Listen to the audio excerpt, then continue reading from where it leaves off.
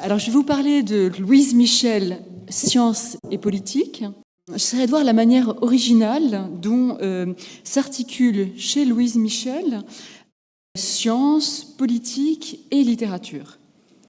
Alors, lorsqu'on pense à Louise Michel, la première image qui vient sans doute à l'esprit, c'est celle de l'icône de la Commune.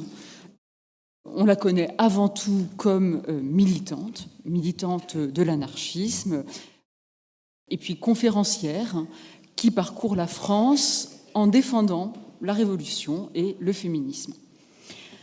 Que ce soit pour la présenter sur un mode hagiographique, comme la bonne Louise, qui a dédié sa vie à la cause des déshérités, ou alors que ce soit pour faire d'elle un épouvantail, la pétroleuse, celle qu'on a appelée la Vierge Rouge, la critique a eu tendance à se concentrer sur sa biographie et sur ses discours politiques, en laissant de côté la diversité de son œuvre, aussi bien scientifique, on va le voir, que littéraire. Alors certes, Louise Michel n'est pas à proprement parler une savante, mais on va voir que la science joue un rôle essentiel dans son projet utopique et qu'elle est également au cœur de ses fictions. Donc je vais me concentrer sur cet aspect sans doute moins connu de la figure de Louise Michel, son œuvre littéraire, pour voir comment l'usage qu'elle fait de la fiction complexifie son message politique et pour évaluer l'originalité de son positionnement dans l'histoire culturelle de la science au tournant du XIXe siècle. Alors c'est en 1881, un an après son retour de Nouvelle-Calédonie, où elle a passé donc 7 ans en déportation, après sa condamnation par le tribunal des communards, tribunal dédié au jugement des communards. Donc c'est en 81 que Louise Michel fait paraître son premier roman, La misère, qu'elle écrit en collaboration avec Marguerite Tiner. Elle commence donc à plus de 50 ans une carrière de romancière populaire, dictée par une double ambition. Il s'agit d'abord d'utiliser la forme romanesque et des supports de publication bon marché, accessibles à un public peu fortuné, pour déployer dans un champ nouveau une parole engagée. Mais il s'agit aussi d'opérations commerciales, grâce auxquelles Louise Michel espère pouvoir subvenir aux besoins de ses propres besoins d'abord, mais aussi continuer à aider les très nombreuses personnes qu'elle soutient financièrement. La misère donc était un vaste roman qui est paru d'abord en livraison, des livraisons illustrées à 5 ou 10 centimes, donc vous voyez très, très accessible, avant d'être publié ensuite en volume chez Fayard. Louise Michel continue par la suite à publier des romans, seule cette fois. Et donc c'est à ces romans postérieurs que je vais m'intéresser, plus particulièrement à 2 d'entre eux. Les microbes humains, métaphore biologique, qui est paru en 1886, et Le monde nouveau, qui est paru en 1888. Elle a effectivement une carrière de romancière très régulière dès son retour de Nouvelle-Calédonie. Les microbes humains a probablement été écrit lors d'un séjour de près de 3 ans en prison, à la suite de discours et de manifestations à son retour. Le roman s'inscrit dans une trilogie inachevée, dont seules les 2 premières parties ont été écrites, mais dont la suite est annoncée dans l'avant-propos, je cite, « Le volume suivant dira les cyclones, effondrements de races, de continents, d'idées, les émergements possibles, le rêve de la légende nouvelle. » On va voir que la dynamique d'écriture de Louise Michel est précisément fondée sur l'alternance entre le tableau de la société actuelle, dont elle dénonce la corruption et l'injustice, et l'annonce du monde nouveau à venir, qu'elle évoque dans des échappées utopiques, ce qu'elle désigne ici comme le rêve de la légende nouvelle. Ces 2 romans sont le lieu d'une réflexion sur les enjeux sociaux de la science. Mais avant d'entrer dans le détail des représentations fictionnelles de la science et des savants, je voudrais commencer par examiner avec vous la place que la science a occupée dans la vie effective.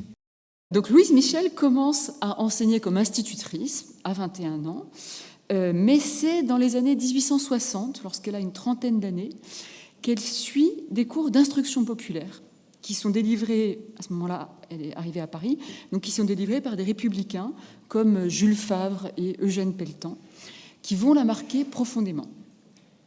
Elle lit alors les parutions qui marquent l'actualité scientifique, de l'origine des espèces, qui vient d'être traduit par Clémence Royer, les œuvres de vulgarisation astronomique de Camille Flammarion, qui commence à paraître dans ces années 1860, et l'introduction à la médecine expérimentale de Claude Bernard. La science est d'abord pour elle un outil d'émancipation, et elle s'engage dans le groupe du droit des femmes, qui défend l'égalité d'instruction entre les deux sexes. Durant la Commune, au-delà de son activité bien connue de combattante, elle s'occupe de ce qui concerne sa compétence professionnelle d'institutrice, c'est-à-dire la réforme de l'enseignement. Elle développe ainsi une méthode de pédagogie innovante par l'image et un programme d'instruction civique. Lors de sa déportation, ensuite en Nouvelle-Calédonie, elle poursuit son exploration scientifique par une activité de naturaliste. Elle étudie les insectes, la flore, elle tente des expériences inédites d'électrisation et de vaccination de certaines plantes exotiques comme les papayers ou les niaoulis. Elle pratique aussi une forme d'anthropologie en recueillant les témoignages de la culture kanak et en publiant les légendes et chansons de gestes kanak. Elle fait également paraître, à son retour en France, des ouvrages de vulgarisation élémentaire pour la jeunesse, comme les lectures encyclopédiques par cycles attractifs. Donc, ces différents éléments biographiques dessinent le tableau d'une femme curieuse de science, sans se situer elle-même à la pointe de la recherche, et considérant apparemment l'instruction scientifique de façon tout à fait conforme à l'idéologie progressiste de la Troisième République, comme un outil d'émancipation, aussi bien pour les femmes que pour le peuple. Or, l'examen des romans suggère une conception de la science beaucoup plus complexe et plus contrastée. Certes, l'éducation scientifique y est présentée comme un moyen de promouvoir l'égalité entre hommes et femmes. Dans Le Monde nouveau, donc un des deux romans que je vais envisager, figure ainsi le personnage d'une jeune étudiante anarchiste, Grace, qui significativement est la fille d'un usurier. Je cite, « Charmante, naïve, intelligente, la jeune fille était adorée de son père. C'était le seul sentiment avouable que son père eût jamais eu. Par là seulement il était homme. Elle aussi aimait son père, mais plus que toute chose, plus que l'art lui-même, Grace aimait l'avenir de l'humanité. Ce que lisait Grace, c'était des ouvrages des économistes donnant, tous sans le vouloir, raison à ceux qui veulent tout à tous. C'était des livres de science, c'était tout ce qui passionne dans le savoir humain. Le père brassait honteusement l'argent, la fille brassait l'idée, la science, l'art, l'avenir. » Ce portrait fait de la jeune femme instruite et révolutionnaire constitue une sorte de double idéal de Louise Michel elle-même. Ce personnage trouve d'ailleurs une déclinaison comparable dans l'autre roman de Louise Michel, Les microbes humains, où figure une brillante étudiante en médecine, déguisée en homme. On retrouve la présentation des sœurs Klumklot tout à l'heure, donc déguisée en homme pour poursuivre ses études. Mais dans chacune de ces fictions, ces femmes apparaissent finalement comme des victimes de l'Ancien Monde. L'une est enlevée et l'autre est assassinée. La science semble donc échouer à réformer le monde de la fiction, et ce n'est que dans l'utopie qu'elle peut réaliser ses ambitions de création d'une société nouvelle. Louise Michel construit en effet son roman, Le Monde nouveau, autour de l'opposition entre ce qu'elle nomme le cauchemar de la vie, c'est-à-dire le tableau dystopique d'une société de la violence, une société inégalitaire et corrompue, et une utopie qui est réalisée en dehors de la société existante, dans un espace vierge qui est l'espace du cercle polaire. On a cette structure binaire chez Louise Michel dans l'ensemble des romans, avec un tableau hyperbolique et monstrueux des bas-fonds de la société qui sont hantés par le crime et la perversité. De fait, il s'agit de susciter l'indignation et l'écœurement du lecteur devant l'accumulation de charniers, d'horreurs, d'injustices, pour éveiller dans ce lecteur le désir révolutionnaire qu'évidemment ces romans, qui sont des romans quand même prosélytes, cherchent à créer. Donc, éveiller ce désir révolutionnaire et montrer la nécessité de la construction d'un monde différent, déjà en marche. Donc c'est là le rôle que jouent les contrepoints utopiques dans la trame narrative. Les espoirs révolutionnaires trouvent dans le monde nouveau une réalisation qui relève de l'ordre du mythe. Des milliers d'hommes condamnés par la société et victimes de l'injustice sont en effet recueillis par un mystérieux vaisseau insaisissable qui représente une sorte de double du Nautilus du capitaine Nemo. Il constitue dans les glaces du continent arctique, autour d'un scientifique, une colonie utopique, dont certains traits évoquent les phalanstères de Charles Fourier. Cette communauté libre et audacieuse invente de nouveaux rapports sociaux, fait évoluer les langues et pousse la recherche scientifique à un tel point que, je cite, « la science dominait de quelques siècles celle de l'Europe ». Mais les linéaments de cette communauté scientifique idéale sont à peine dessinés par la fiction, avant sa destruction par un personnage du roman. Le dynamisme de l'œuvre repose sur cette asymétrie foncière entre ses versants dystopiques et utopiques. Pour conserver sa puissance d'attraction, l'utopie scientifique n'intervient en somme que comme un horizon rêvé, invoqué plus que décrit. Elle se déploie comme un motif musical qui revient à plusieurs reprises pour répondre au tableau de la société qui continue à se débattre dans l'injustice et la violence. Ces motifs présentent ainsi une dimension plus poétique et symbolique que directement narrative. Chez Louise Michel, il semble donc que le roman mette systématiquement en crise le modèle d'une science qui serait libératrice et utopique. Un personnage récurrent dans chacune des fictions vient confirmer cette ambiguïté fondamentale du modèle scientifique.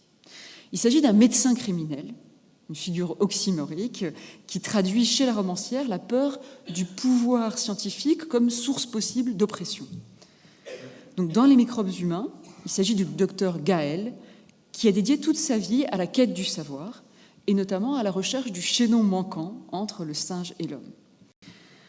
Il n'hésite pas à sacrifier régulièrement des vies humaines pour ses expériences sur le développement des crânes humains. Ce type romanesque permet à Louise Michel de susciter chez ses lecteurs une interrogation sur l'éthique scientifique. Mais elle réactive également une figure romantique bien connue, c'est celle du roman faustien, enfin du savant faustien, du savant prêt à la damnation pour la quête de la connaissance. On peut donc finalement s'interroger sur le caractère pionnier de la science mise en scène dans les romans de Louise Michel. C'est là le dernier point que je voudrais aborder avec vous, en comparant ces fictions avec celles d'autres écrivains contemporains et en la réinscrivant dans l'histoire culturelle des sciences à ce tournant du XIXe siècle. Mon hypothèse est que l'imaginaire scientifique de la romancière relève en fait davantage de l'époque du romantisme que du développement de la technoscience qui lui est contemporaine. Les sciences qu'elle représente dans ses romans sont la médecine et la biologie, qu'elle aborde autour des savoirs fondamentaux de l'évolution. Mais elle ne met jamais en scène les applications concrètes et pratiques des savoirs scientifiques, dans le champ de l'ingénierie par exemple, ou dans le champ de l'industrie. C'est en somme une vision très idéalisée, très distanciée de la science qu'elle introduit dans ses romans, dramatisant les enjeux individuels des parcours de savants solitaires, loin de la recherche collective en laboratoire qui se met en place à la même époque. Les années 1880 et 1890, où paraissent ces romans, constituent aussi une période de débat idéologique intense autour des sciences et de leurs enjeux sociaux. En parallèle des grandes expositions universelles, les sciences sont omniprésentes dans la culture médiatique, que ce soit sur le mode de la célébration ou de la satire d'actualité. Mais l'atmosphère fin de siècle est aussi celle d'une crise du positivisme, emblématisée par le retentissement que connaît par exemple un article de Ferdinand Brunetière sur les faillites partielles de la science. Or, lorsque Louise Michel s'inquiète des dangers de la science dans ses romans, ce qu'elle met en scène, c'est la dérive d'individus isolés, comme le savant criminel, ayant renoncé à toute éthique scientifique. Cette démarche est donc tout à fait différente de celle qui met en garde la société contre les dangers de la science à l'échelle collective. De nombreuses fictions des années 1880 et 1890 témoignent d'une conscience écologique. On rejoint ce qui a été présenté là pour le coup autour de George Sand, donc d'une conscience écologique précoce ou d'un certain hygiénisme face à la crainte d'un empoisonnement par une chimie omniprésente. Ce sont des thèmes qui envahissent la presse de l'époque. On est dans des problématiques qui sont finalement assez proches des scandales contemporains. On n'est pas sur le glyphosate, mais c'est ce type d'interrogation qu'on a sur les dangers d'une chimie empoisonneuse qui détruirait finalement l'écosystème. Donc, les romans d'anticipation d'un auteur comme Albert Robida, qui est homme de presse, illustrateur et romancier, s'inquiètent ainsi de la dégénérescence de l'homme moderne que produisent les sciences et la technologie. Ce catastrophisme scientifique, si prégnant à la fin du siècle, n'est d'ailleurs pas une nouveauté, puisqu'on en trouve un premier témoignage dès 1855, avec un ouvrage qui est intitulé de manière très provocatrice « La fin du monde par la science », et qui paraît un mois avant l'exposition universelle de Paris, qui connaît un très grand succès. Donc on voit se développer, durant toute la seconde moitié du XIXe siècle, les prémices de ce qu'on appellerait maintenant une culture du risque. Le positionnement de Louise Michel semble foncièrement en décalage avec ces débats contemporains. Elle ne se situe en somme ni du côté du positivisme industrialiste, qui est emblématique d'une société bourgeoise qu'elle rejette, ni du côté d'un catastrophisme scientifique qui contredit sa croyance foncière dans un progrès inéluctable et dans l'avènement d'une société nouvelle.